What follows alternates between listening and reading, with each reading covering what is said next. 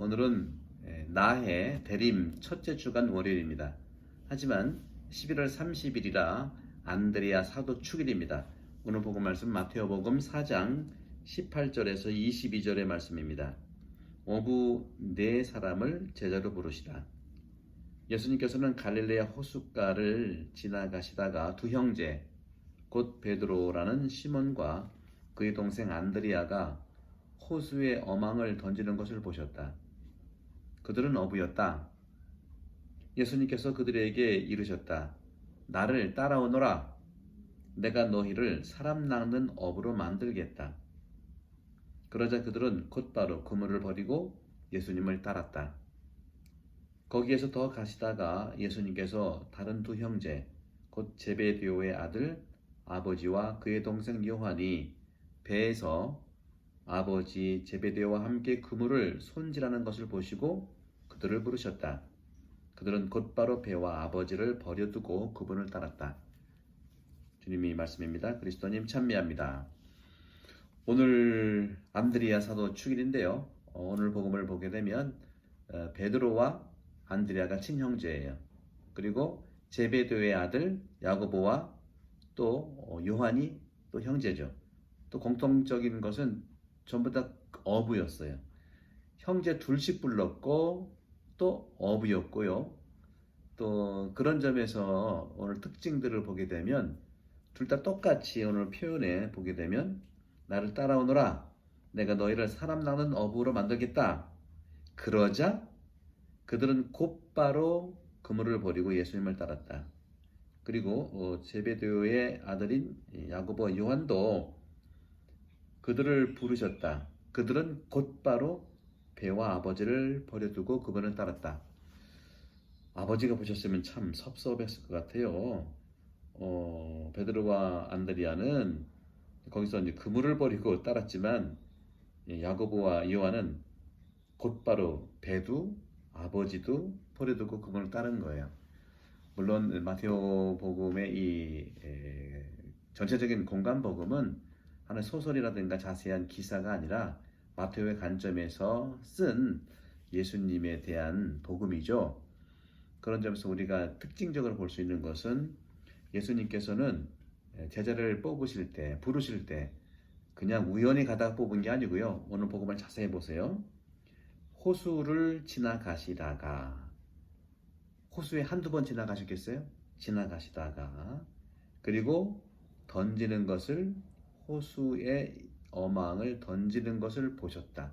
던지는 것을 보셨다. 보셨다는 거예요. 지나가시는 것도 있고 또 보신 거예요. 또 그들은 또 그렇게 해서 또 마찬가지 이제 베드로와 안드레를 불렀고 그 다음에 또 제베데오의 아들도 역시 마찬가지예요. 거기에서 더 가시다가 하는 말, 가시다가 그 두루 다니시는 거예요. 제자를 뽑으시러 작심을 하시고 자기가 그동안 말씀하셨던 거 있잖아요. 공생활 들어와서 세례 받으시고 광야 유혹을 받으시고 갈릴레 전도를 시작하시면서 선포한 내용들이 있잖아요. 그죠? 바로 직전에 뭡니까? 17절에 보면 회개하여라. 하늘나라가 가까이 왔다 하고 선포하기 시작했고 그 선포와 함께 협력할 자기 협조자들, 제자들을 뽑으시는데 두루 다니시는 거예요. 저도 작년에 이렇게 1년 두루 보면서 새로운 사목위원을 뽑아야 되는데 선택해야 되는 예수님처럼 두루 1년밖에 안 됐기 때문에 참 어렵더라고요. 예수님도 역시 마찬가지예요. 참 쉽지 않았을 겁니다. 그런 점에서 두루 다니시다가 보시고 부른 거예요. 그냥 만나는 대로 한 것은 아닙니다. 여러분도 그런 점에서는 여러 가지 선택에 있어서 지나가시다가 현장을 많이 지나가시다가 잘 보시고 현장을 가시고 보는 게 중요해요. 그리고 선택이 있다는 거예요. 두루 다니시면서 자세히 보시고 그 다음에 부르셨다는 거죠. 그런 점들이 이 스케마라고 볼 수가 있겠습니다. 그리고서는 2명씩 불렀다는 거죠. 둘씩 짝지어 보낸 것. 예수님의 이 특징들이 있어요. 두 명씩 불렀고 또 여기는 특별히 형제를 불렀는데 초기 제자들이죠. 초기 제자는 상당히 중요한 제자지 않습니까?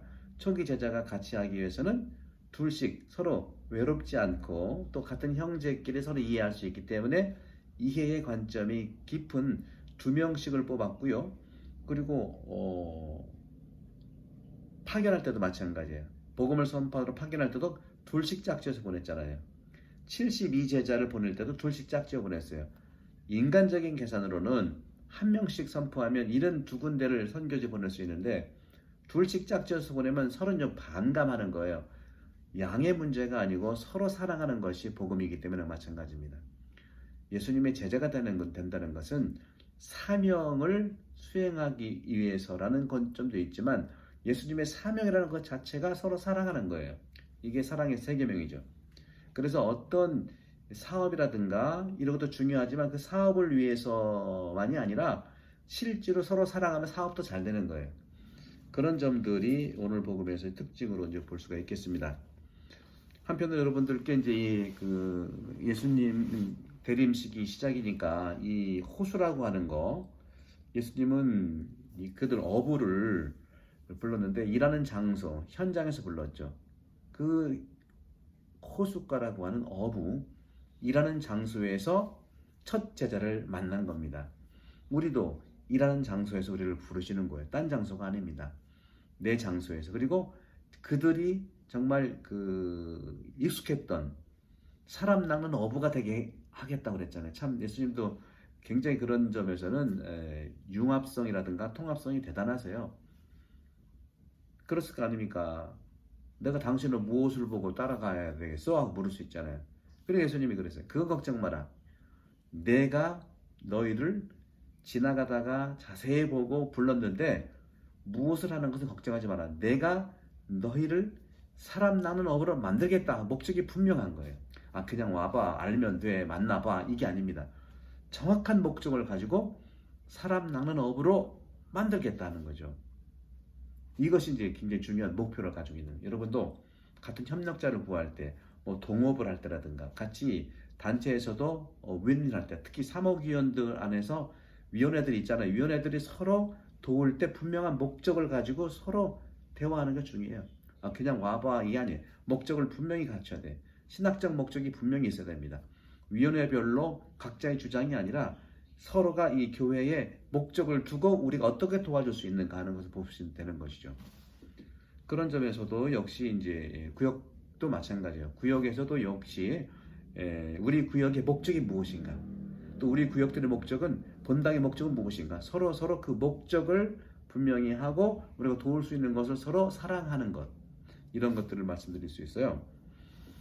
근데 이 갈릴레아 호수는요, 여담입니다만은 하프 모양으로 이렇게 된 큰 호수예요.